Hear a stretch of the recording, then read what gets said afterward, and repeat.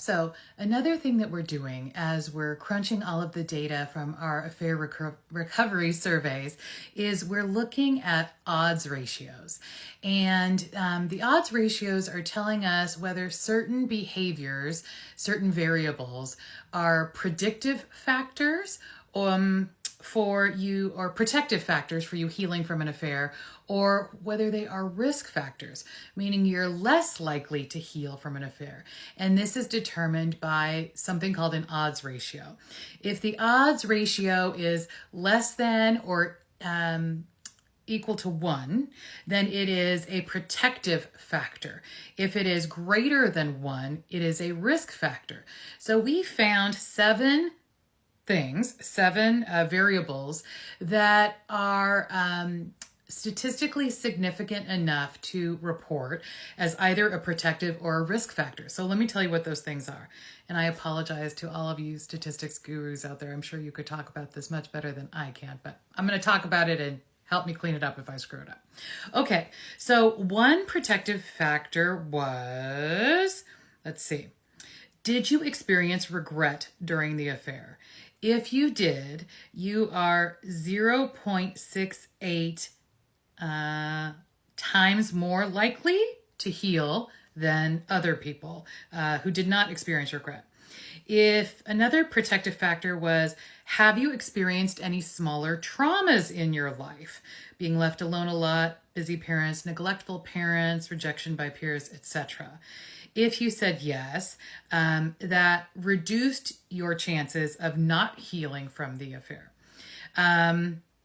I think that's because if you've experienced some smaller traumas, you've developed some resiliency and you've gotten good at healing from obstacles in your life, and you probably have some pretty good coping skills. Another protective factor was doing something to cope with the pain as you healed. And we found that with each one of these things, that you actually increased your likelihood, the odds of your healing. So with each one of these behaviors, doing talking, couples therapy, individual therapy, self-help books, support groups, group therapy, talking to friends and family, faith, exercise, EMDR, medication, breathing exercises, meditation, workshops, retreats, social media, videos like this one, you increased your healing by odds by 0.87. So if you did 2 of those things, that would mean you increased your odds of healing by 1.7, not percent, I think times. So that's a protective factor. And then if your partner did things to help you heal, like was patient with you, tried to understand, was nice to you, did kind things for you, that was also a protective factor. If you did 1 or more of those things, each one gave you a protective odds ratio of 0.92. So those are all good things you can do and statistically significant things you can do to increase your probability of healing from the affair, or your odds of healing from the affair. All right, what were the risk factors? Withholding information, keeping secrets.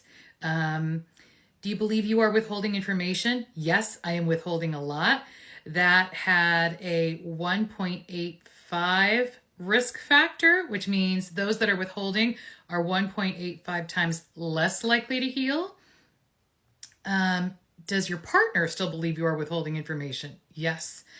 That gave a 2.11 times less likely to heal. And before the affair, were you struggling with any of these mental health concerns? Depression, anxiety, grief, anger, PTSD, if you said yes for each one, you were 1.14 times less likely to heal. Okay, so forgive me for kind of clumsily explaining that, but isn't that interesting? What things are protective factors and what things are, or which things are risk factors? So what do you think about this?